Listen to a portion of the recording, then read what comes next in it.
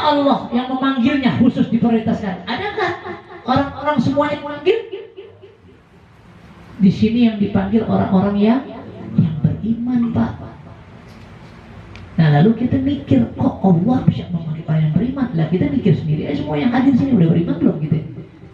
Nah, semua masing-masing aibnya deh, kita yang tahu deh.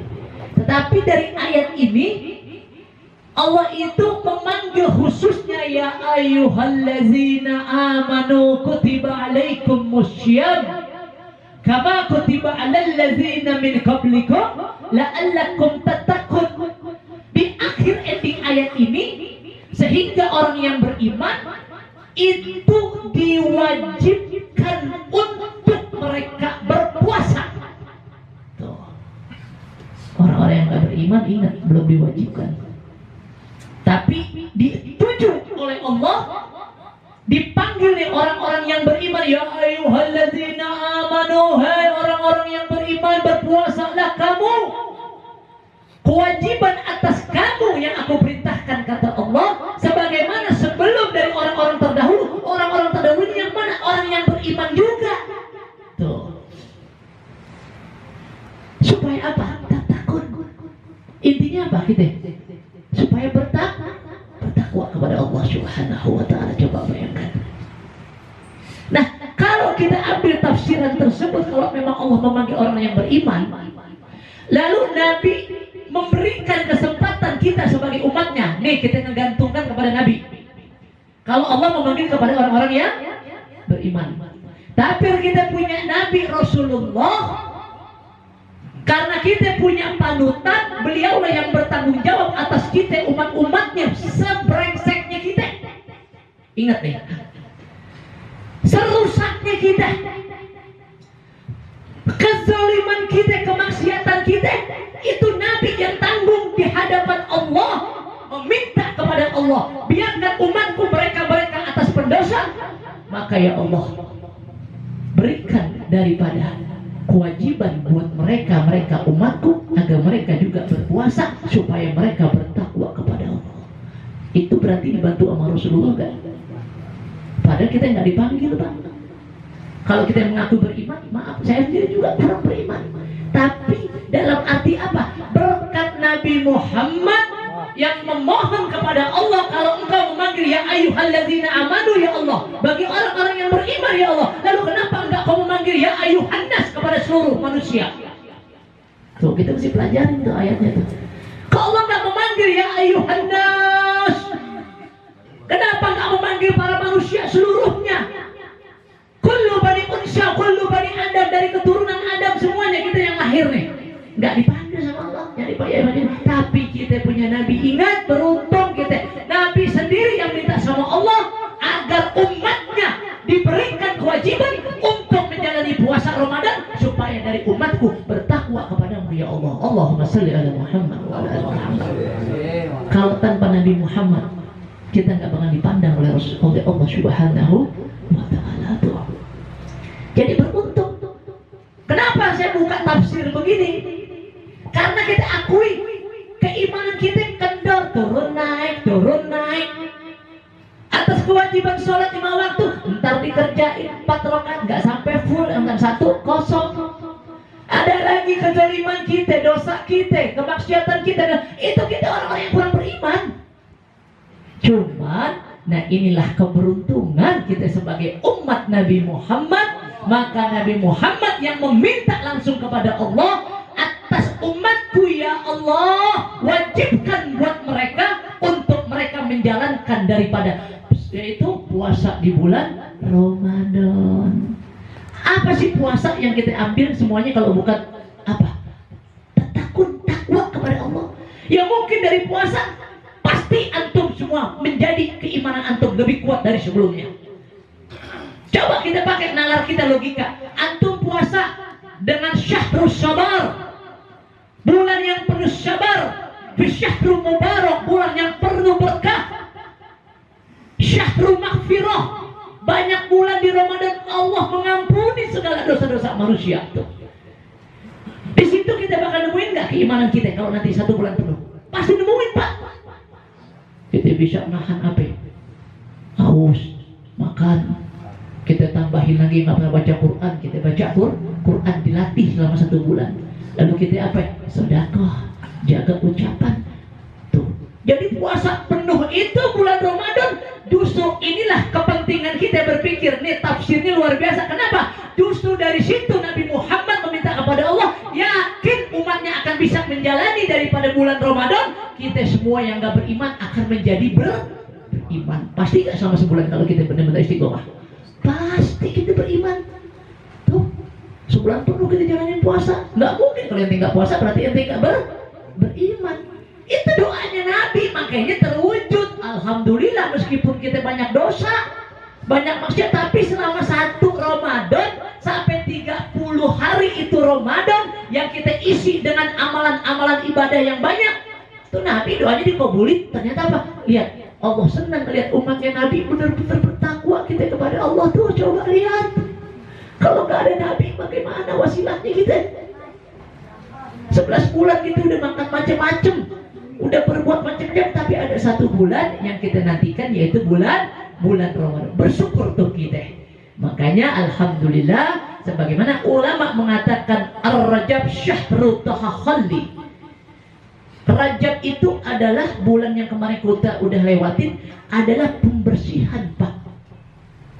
Dari Rajab, Sya'ban, Ramadan, kita udah dikatakan Rajab syahrut tahakhalli adalah pembersihan dari semua penyakit-penyakit dalam kita yang namanya sifat iri, sifat dengki, sifat hasud, sifat fitnah. Ilangin tuh di dalam bulan Rajab. Kenapa? Supaya kita beristighfar kepada Allah, meminta ampunan kepada Allah, sehingga Allah mengangkat dan membersihkan segala dosa-dosa kita. Itu Rajab. Makanya dikatakan syahrullah, bulannya Allah. Minta sama Allah atas apa yang kita lakukan. Dikatakan kembali oleh ulama, Asy-Sya'ban syahrut tahalli. Apa itu Sya'ban syahrut tahalli? Adalah pembersihan jiwa, hati kita golbuk yang kotor, yang banyak sesuatunya dosa apa-apa yang kita lakukan nih. Ingat, Ar-Rajab, Asy-Sya'ban, Ramadan. Maka dikatakan Sya'ban syahrut tahalli adalah Sya'ban pembersihan jiwa, hati dan zahir batin kita, bersihin semuanya. Maka Sya'ban masuk disebut syahrati, bulannya Nabi Muhammad, syahrul Nabiyina Muhammad sallallahu alaihi wasallam. Coba tuh bayangkan, nanti kita masuk tanggal 1 Ramadan, kemarin udah nisfu Sya'ban. Alhamdulillah yang hadir di masjid, di majlis taklim, di musola, kita baca kemarin Yasin sama-sama.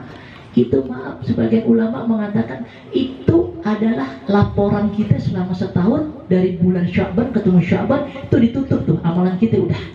Artinya apa? Malaikat melaporkan apa yang kita kumpulkan nih, mana nih besar pahala atau besar keburukan dosa. Nah itu tuh udah laporannya udah ada setiap tahun. Sekarang umur kita udah berapa tahun? Ada yang macam 30, ada yang macam 50, ada yang macam 60 di sini. Itu ada laporan setiap tahun. Itu punya pembukuannya, dihitung dari baliknya kita, sehingga umur 60 tahun tuh ada laporan setahun tuh nanti dibuka tuh bab per bab, diambil, dilaporkan sama Allah. Oh si fulan segini dapatnya setahun, oh si fulanah begini dapatnya setahun, tuh ada laporannya. Makanya dari nisfu Sya'ban kita kemarin alhamdulillah berkah, pintu rahmat turun, malaikat turun menyaksikan kita untuk memperbersihkan apa? Zahir, batin serta jiwa kita. Lalu yang ketiga saya tutup, sebagaimana bulan Ramadan, alhamdulillah, sebagaimana ulama katakan Ramadan syahrut tajalli, sebagaimana yaitu puncak dari setiap hamba Allah, di situ akan mendapatkan makrifat dari Allah Subhanahu wa taala. Apa itu makrifat? Itu adalah mengenal benar-benar seyakin-yakinnya siapa Tuhan kita, itu makrifat. Tuh kalau Ustaz Rosyid tuh ngajar sifat 20, ada dicantumkan awwalu wajibin alal insani makrifatullahu bi istiqoni. Permulaan wajib atas kita manusia mengenal siapa Tuhan kita dengan seyakin-yakinnya. Maka alhamdulillah Ramadan adalah puncaknya kita mendapatkan makrifatullah wa ghurub minallah.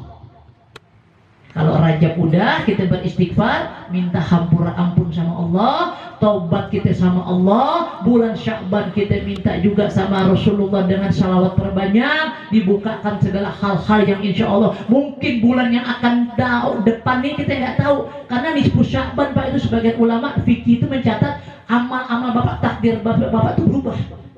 Besok apa panjang umur, besok dikasih penyakit apa, besok dikasih musibah apa, itu ada catatan itu di level mahfud, ditulis itu sama Allah. Tuh malam nisfu Sya'ban, oh si Habib Zaki begini, masya Allah, oh begini, udah catatannya. Jadi kita lihat setahun yang akan datang, Allah yang punya rahasia, nyampe ke umur kita.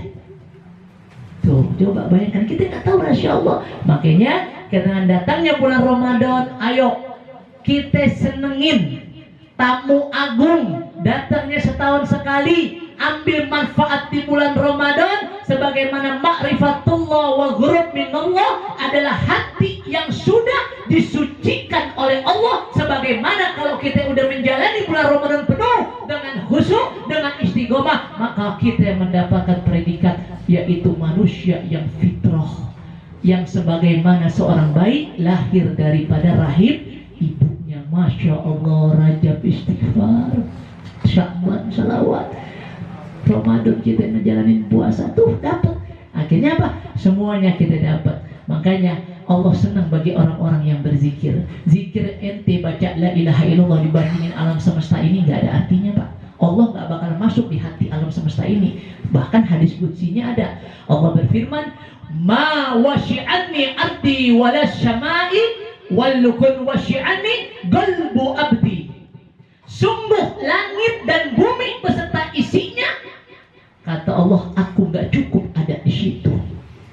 Tuh, coba bayangin dalam hadis qudsi, langit yang luas, bumi yang luas di alam semesta, Allah nggak cukup ada di situ. Tuh kata Allah. Lalu Allah katakan apa? Walakan wasyi'anni qalbu abdi. Aku hanya cukup ada bagi orang yang mereka berzikir kepadaku. Aku di situ ada di hati mereka. Aku ada, ternyata itu dibandingin alam semesta yang luas. Coba tuh bayangan hadis ini qudsi. Jadi Allah nggak muat Pak segimana alam semesta ini. Allah ngaku nggak cukup dia.